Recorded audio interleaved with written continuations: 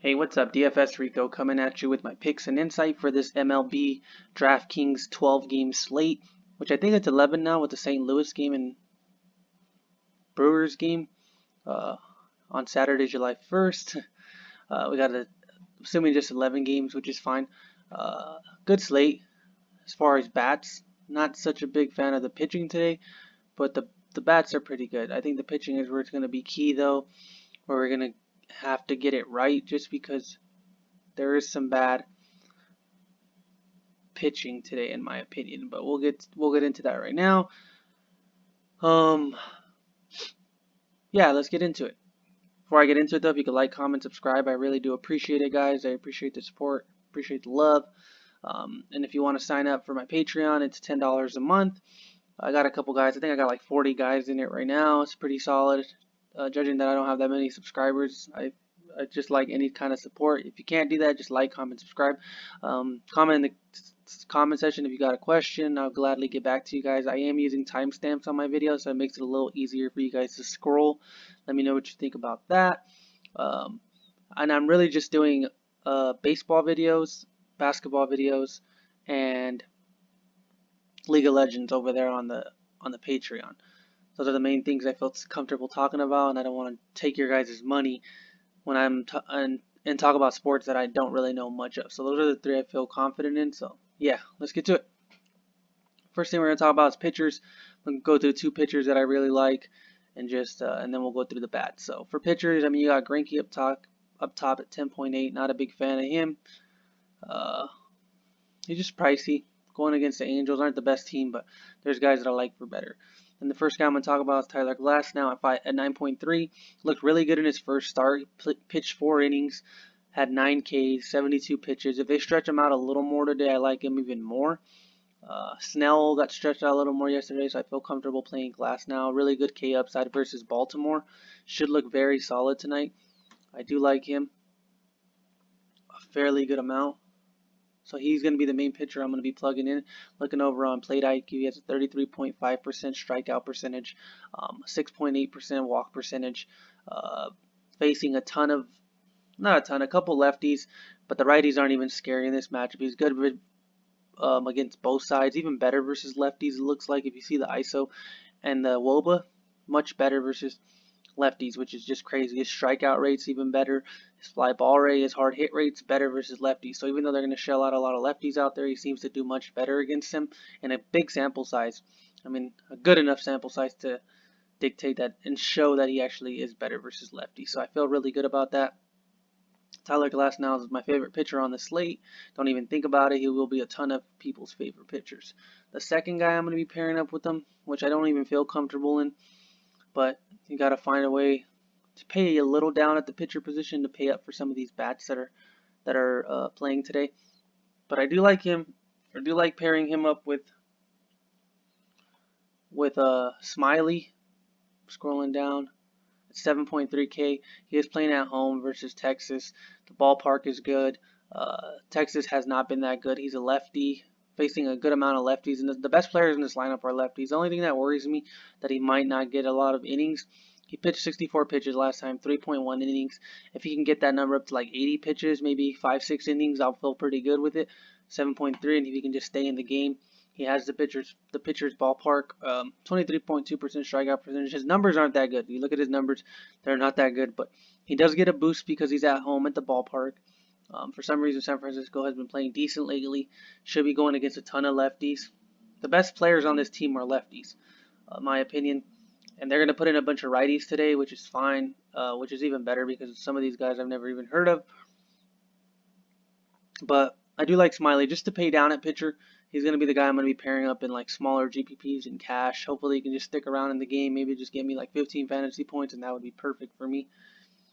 But yeah, I think that rounds it up for the two pitchers that I like. We're going to go through the bats next. I'm going to talk about the Tampa Bay Bats. I'm pretty big on the Tampa Bay Bats today. Looking at the over-unders, Vegas looks like they're a good play too. 5.52 run implied total. So I am pretty big on them. They are going to be going against Wade LeBlanc, which is not a good pitcher. 17.3% strikeout rate. His fly ball rate's really high. His hard hit rate is high. Struggles versus both sides of the plate. Just not a big fan of him. And these Tampa Bay Bats are sneakily good. You got Diaz up top at the lineup, Martinez batting right after him. The only lefty in the lineup is probably going to be Lowe. Hunter Renfroe, Willie Adames. They got some good guys in that lineup that can really pop too. Some good hard hit rates. Uh, going to give this guy a decent amount of trouble in the lineup. So I do like them a fairly decent amount tonight. Uh, the run total is good, like I mentioned.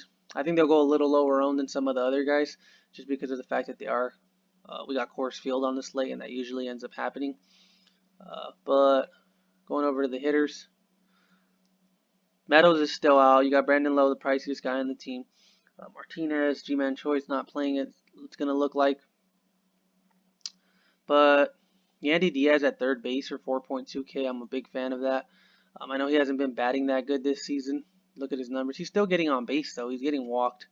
Uh, he's a good hitter. I mean, he's got some games he's gotten 2 walks. If he can start hitting the ball and play, and this matchup I could see him doing it. So I do like him at 4.2K.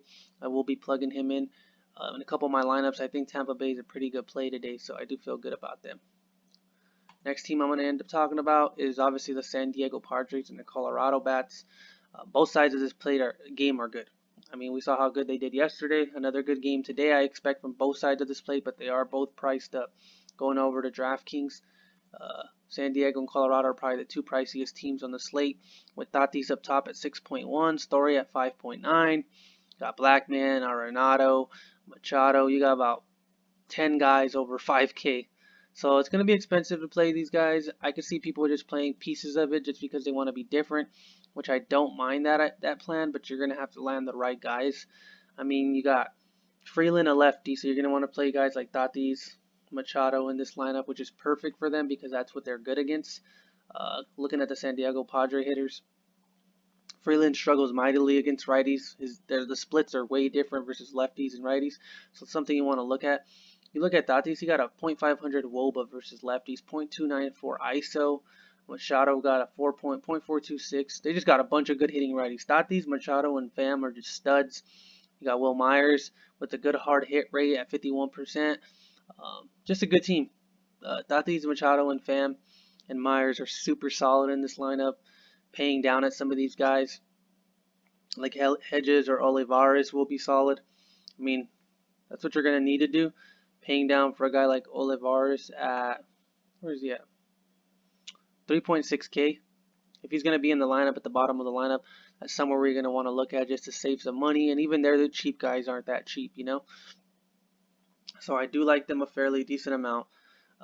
The guy I would be plugging in my opinion, is Machado at 5.2. You can even go 5.1 Tommy Pham. But I do like Machado, Pham, or Tatis. Pham's solid versus righties. Even going into last year, hit a home run yesterday at 4 RBIs. I actually probably prefer Tommy Pham at 5.1 with the savings. We all know how good he is versus lefties as well. So I do like him. And then going over to the Colorado side, if I'm looking to play anyone on this team, it would be Arenado. I know I got the third base spot filled, which is fine, but that's where you can be different. You can take off Diaz. I do like Arenado a fairly decent amount. Going over to plate IQ, you look at the righties against Lucchesi in this lineup.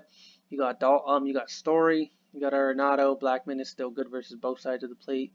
Kemp is in the lineup. It's going to look like Matt Kemp.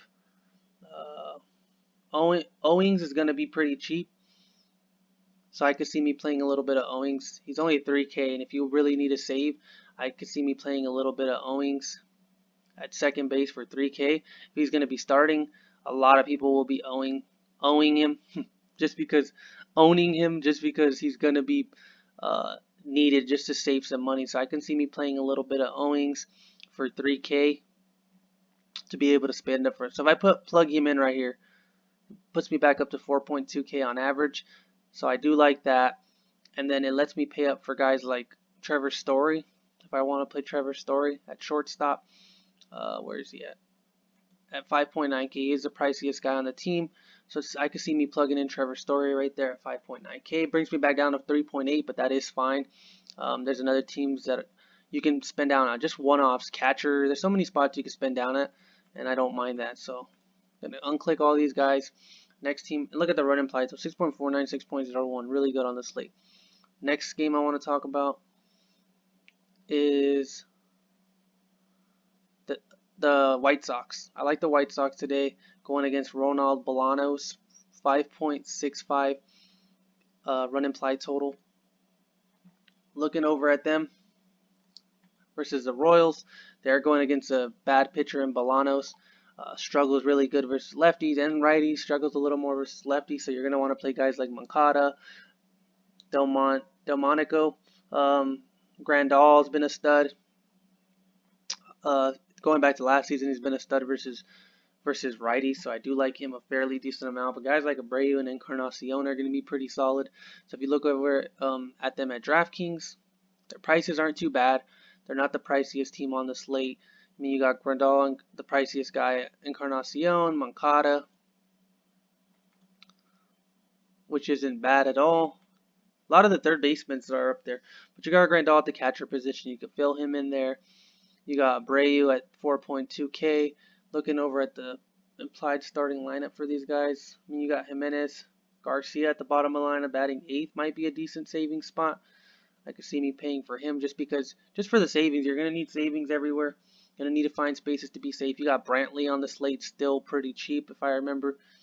Still 2.9K. There's spots you're going to be able to pay down at to pay up for some of these guys. But Grandal's a solid play. I do like him. He's been very good going into last season versus righties. 0.201 ISO, 0.352 WOBA, 41% hard hit rate. These are the three teams I'm kind of focusing on right now. Whichever way you decide to build them around is up to you. But we know Colorado and San Diego will be the highest owned teams on the slate for sure. So many ways you could go today. I think there's a good pivot spots as well, which I do get over on my Patreon. And yeah, just let me know what you guys think. Like, comment, subscribe. I really do appreciate it, guys. Thank you.